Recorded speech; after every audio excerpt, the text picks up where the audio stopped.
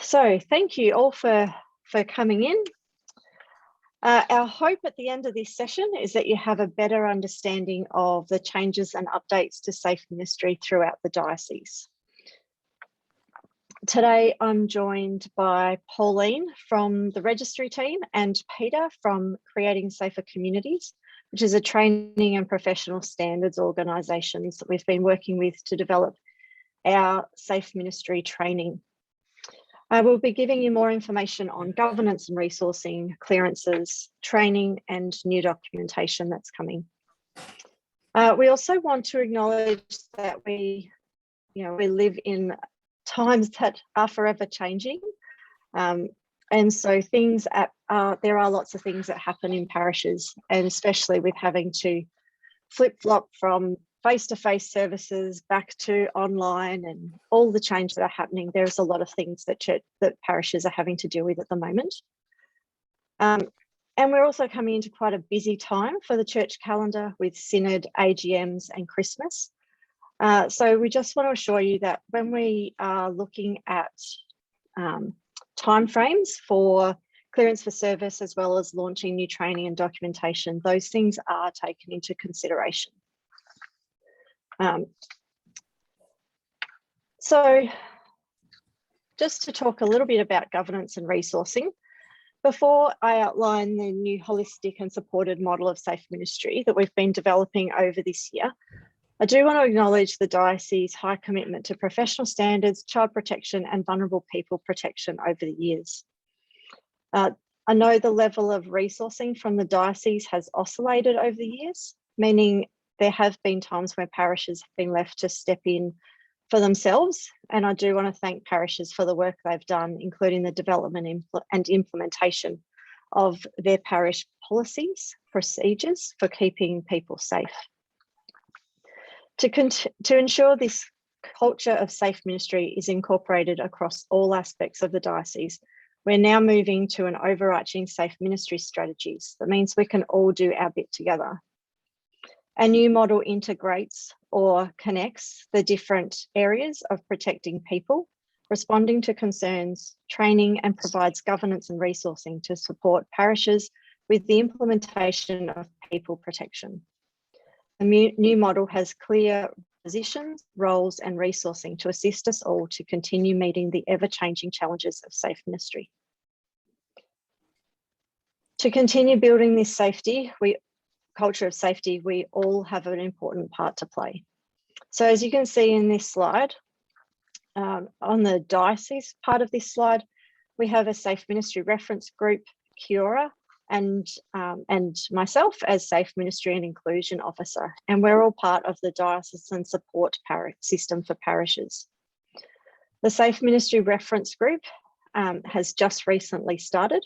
It was approved by AIC in April and met for the first time in July.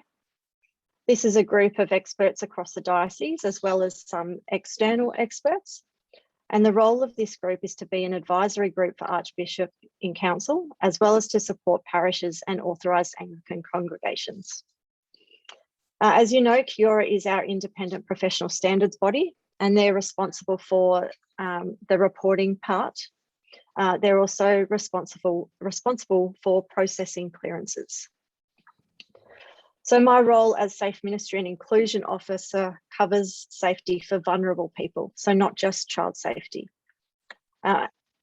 In normal non-COVID times, I'm very happy to meet with people, come out to parishes, have coffees, chat about things and help with implementation. Throughout COVID, I'm just an email or a phone call away if you need a hand. The clearances, training and the documents are all part of this holistic approach. Relevant legislation and regulations, as well as diocesan documents, have been incorporated into these. And as I said, this is an ever-changing area, and it was only at the start of July that the new Victorian Child Safe Standards were announced, which we need to be compliant to by July next year. So I'm going to hand over quickly to Pauline now, and Pauline's going to give us a bit of an update for the clearance for service process, and then Peter will give a brief overview of the training which is coming soon. Great. Thank you very much, Anne, and thank you all for attending today. I'd like to thank you for your work that you've done so far on the interim clearance for service application. It's been an incredible feat, and we are really appreciative of the work that you've done. Since that was released, the Archbishop in Council has been working on reviewing the professional standards uniform regulations, and they've done this to take into account the feedback from parishes in regard to roles that work with children, those that need clearances, and the various different parish settings. We've also been consulting with CCYP, the Commission for Young People, and speaking to other safe ministry experts and consultants to really understand what's required in this space and how we should move forward. So as a result, as I said, the regulations have been updated, and that's really what I'm going to be talking to you about today.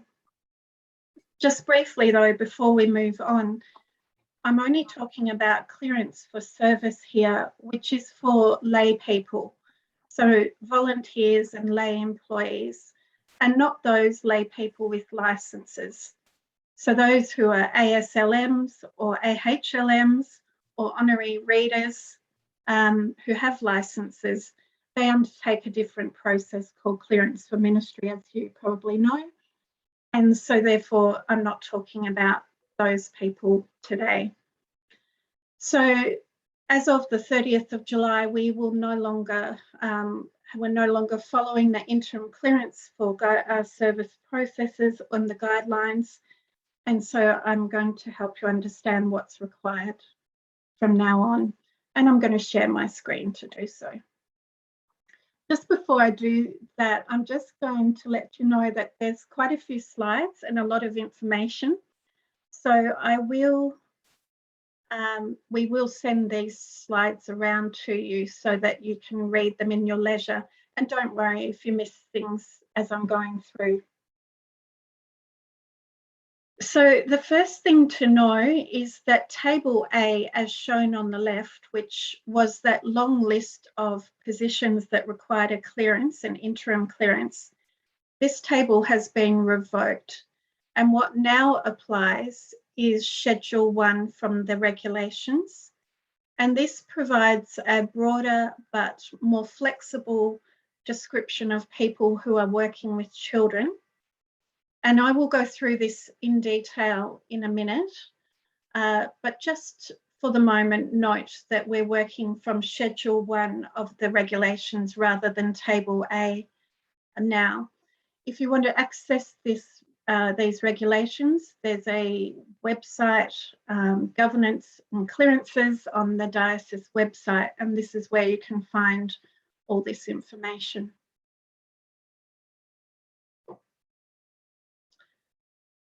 So then moving to what's required for a clearance for service, before we talk about the actual people required, let's just broadly divide people into two categories.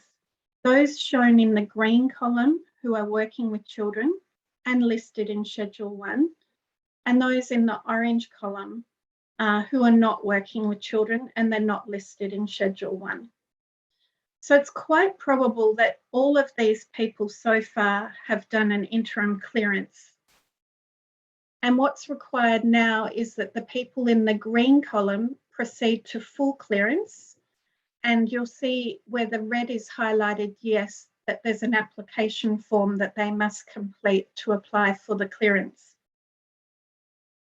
With that application form, you'll find those on the parish portal. The link to them is on that web page that I mentioned in the previous slide. And just to let you know that we updated the forms yesterday based on some feedback, we've now added in a page where people can provide additional information. And we've updated a formatting matter with the date of birth as well. So if you did download those, please go back and download the new versions which were uploaded yesterday, as it will be helpful as you work through this. We've also extended the date for people to complete this clearance application to the end of September because of the lockdown. And there's also a date for completing an update to the volunteer register that's been extended to the end of October. But coming back to what's required, anyone who's in the green column and has done an interim clearance only now needs to do the application form.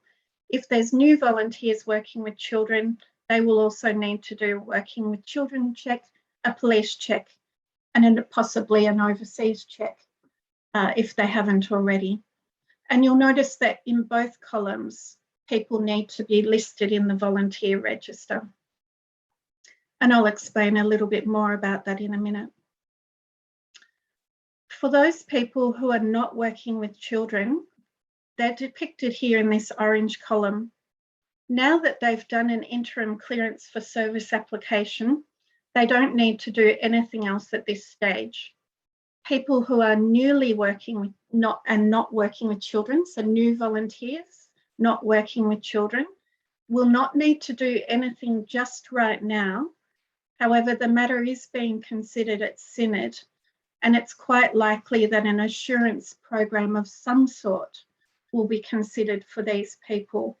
So for now, there's nothing else to do here for people not working with children other than to add them to your volunteer register. You will hear, however, from Peter when he speaks about training that there is training for these people in the orange column as well as those in the green column. So moving on then, and I know this is a lot of information and I'm happy to take questions shortly, but moving on now to those who are deemed to be working with children. Who are they? So firstly, there's two broad descriptions. One is if a person is required to have a working with children card or a clearance as it's formally known in the Worker Screening Act, then they must also have a clearance for service. And I'm going to point you in the direction of a tool that can help you with this at your parish in a second. The second broad category is under the Safe Ministry to Children Canon, which is an Anglican, an Australian Anglican document that we've adopted here in Melbourne. There's a definition of ministry to children. This can also be found directly in the Safe Ministry to Children Canon, but it also can be found on the website that I mentioned earlier. So please read through this definition and apply it to your own parish when you're deciding what constitutes ministry to children. And all these people also will need a clearance. So moving on then, for those who need a working with children check, if there's any doubt about who's working with children and doing child-related work, I really recommend that you go to this website. It's workingwithchildren.vic.gov.au. There's 2 pages, and when you receive the slides, you'll be able to click through on these pages. One is for individuals, do I need a check? And the second one is when you need a check. And there's some excellent information in there about what constitutes working with children as opposed to just incidental or other contact with children. And finally, the third group of people who must have a clearance for service is anyone with these titles. It is possible maybe in some parishes where there are no children that some of these roles don't actually interact with children. However, it has been decided by Archbishop in Council that they should still obtain a clearance for service. And as I say, I'll be happy to take questions or examples about those later on. But it's important to know that really now what we're saying is that the decision about whether a person has a clearance for service is usually an individual and parish contextualised matter. And so you really need to become familiar with these documents and to apply them to the context of your own parish. And finally, I'm just going to briefly touch on the volunteer register. So please keep using the volunteer register that you've already been using. There's no need to start again. We're not going back to before we started the interim clearances, but there have been some adjustments to the template. And you'll notice now that you'll need to add some columns such as whether a clearance for service is required. And this is so that when you send this off to Kiora at the end of October, they'll have a full picture of who in the diocese needs a clearance and they'll double check that against the applications received. Some of the columns which reply to the interim clearance for service have just been moved to the right-hand side of this template. We don't want you to delete any of the work that you've done. It all forms part of the history of the assurance and clearance processes that we've all worked on so hard. And you need to keep it for future reference in case it's ever questioned what was done. Also, just to note on the volunteer and lay employee registers, we know that some parishes have computer systems that they've written or bought. And as long as you can enter the data fields that are in this template, we don't mind what format you use. And the only other requirement is that you are able to download this information into PDF form so it can be sent to Kiora or to the diocese as requested. So I hope that gives you a bit more of an understanding or an overview of what's required for clearance for service. I know it's a lot of information and I am happy to answer questions later on in this session or by email. But for now, I'm going to hand over to Peter and he's going to talk to us about the training that's coming. Thanks, Pauline, and I'd add my welcome and thank you for the great work you're doing in this area of protecting people. You might have noticed that Anne used that language quite a bit at the beginning, protecting people. And the Safe Ministry model that the diocese has moved to this year is very much about that. So it's not just child protection, it's actually overarching, making sure everyone in our parishes is safe, which lines up with the Anglican National Benchmarks for Safe Ministry Training. Now, I've been working in this area of safe ministry training since about 2004 and cross-denominationally since 2007, and with Anglicans really since then. So I'm not an Anglican myself. My background is in ministry in a Baptist setting in New South Wales. I am in one of those LGAs that's completely locked down in Sydney. I don't think I'll ever get to leave home. But I'm sort of starting to know how you felt last year and I'm feeling now again. But so that's a bit of my background. Our company currently has 23 clients. And I'll just show you those for the moment. Can you see that there? And what you'll notice is that we don't just provide training. We actually provide professional standards like what Kiura do for you. We do that in some Anglican dioceses and mission agencies like CMS and the Defence Force Anglicans Chaplaincy. But we also have a range of clients that are outside the Anglican space. So our only work, what we do as a ministry, is my wife and I and our team, is really work in the area of keeping people safe in churches. Our largest client, as you'll note there, is the Australian Christian Churches, who have 1,000 churches in Australia, and they've been using our training and the systems, policy procedures, etc., and our helpline since 2016. So over that time frame, particularly the last 6 years, we've seen tens of thousands of people do our training, which is exciting in terms of helping churches and be safer for everybody. Now, the model for safe ministry training is slightly different to the model of professional standards, power and trust, child protection trainings that you've been doing now for decades, some of you. It is a holistic approach, and what it's based on, and Pauline mentioned just before, there's a little word called the canon for safe ministry to children. So it's based on the standards that are in that canon. So the training standard, if you want to show that screen, Pauline, the the training standards for working with children in the Anglican Church have been set up by the National, what's called Safe Ministry Commission, and all dioceses have to meet those standards. So for people working with children, really for the past decade, we've run a safe ministry course that runs for about 6 hours face-to-face. But over the past 3 or 4 years, we also acknowledged that actually there's lots of people in parishes, just like with the clearances, there's lots of people in parishes that don't work with children, but they still have an important part to play in terms of being our representatives, our workers, and therefore part of safe ministry. So the model that we'll be rolling out, which is what we use with other Anglican dioceses across Australia, is a 3-level model of training. So instead of that 6 hours, everybody doing it, it's now 2 hours, level 1, safe ministry essentials, for all church workers, whether they work with children or not, because there'll be diocesan policy, procedures, protocol. We want to talk about what it means to be part of a healthy team, have a code of conduct, and respond to your concerns about adults, respond to your concerns about hazards, all that health and safety stuff as well in there.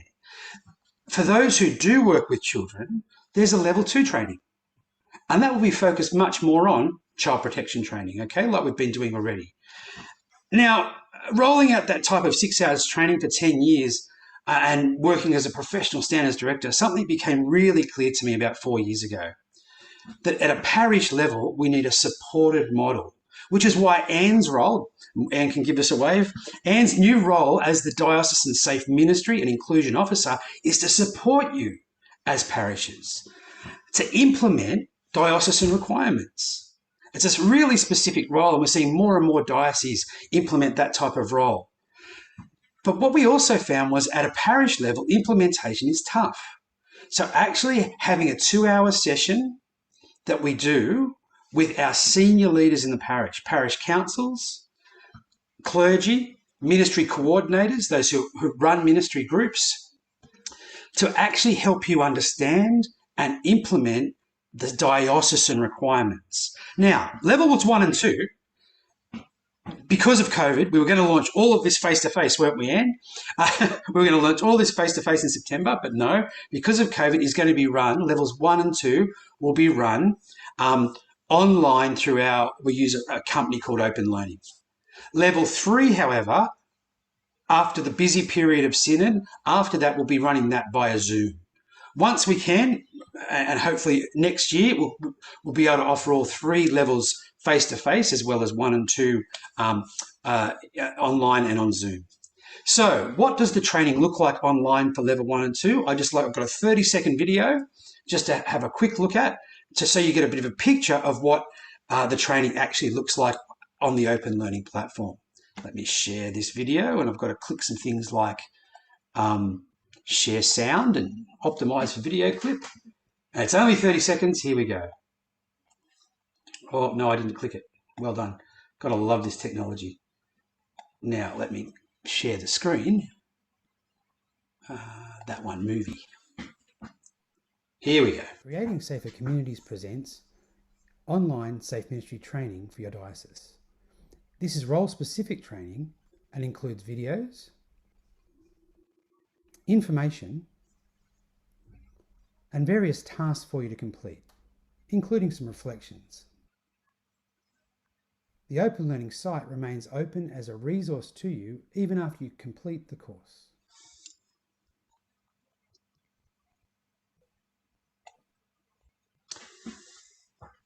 Having been involved in this space of parish-based and church-based safe ministry and safe church training over the last 15 years, for me, it's the exciting opportunity we have to ongoingly just refresh ourselves in this space of what does it mean to understand our legal, pastoral and diocesan requirements. And they are the foundations, the responsibilities we all have. And the good news is that the new model of safe ministry, which is supported by people like Anne, will help you continue the great work you've been doing over a very long time in your parishes. Hand it back over to Anne. Thanks, Peter and Pauline. That was really helpful. So I'm just going to talk briefly about new documentation that's coming. So over the past year, the diocese has been reviewing and rewriting the Code of Conduct for Child Safety with a small working group, as well as parish consultations, which happened in 2020. External experts, Cura and the Commission for Children and Young People have been part of this review. So following feedback from these groups, we've been able to develop a new Code of Conduct for Child Safety, which has just this week been approved by AIC, or Archbishop in Council. We've also been developing other safe ministry policies, guidelines and resources. So as you can see on that slide here, we've got a safe ministry policy, Code of Conduct for Child Safety, statement of commitment to child safety and guidelines for child safety. These will be coming out soon, and in the information that will come out with them, it will explain the new documents and where they stand, where the old documents currently stand. So what's changed and what's new, current and not current anymore. Once these are ready to be launched, communications will be sent out to parishes and authorised congregations. They'll also be available on a new webpage that will be launched around the same time. There will be posters, resources and procedures updated to the webpage as they're developed. So we would ask you to please check that webpage once it's live, so check that regularly. As I said right at the start, I do want to acknowledge the work that many parishes have done on developing policies, training and processes for keeping people safe. We know that all our parishes are different and have some parish specific processes.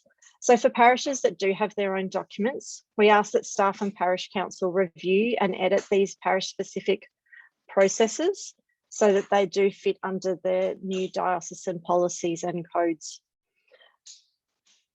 And as I said earlier, I'm very happy to have conversations and help with any of that as needed.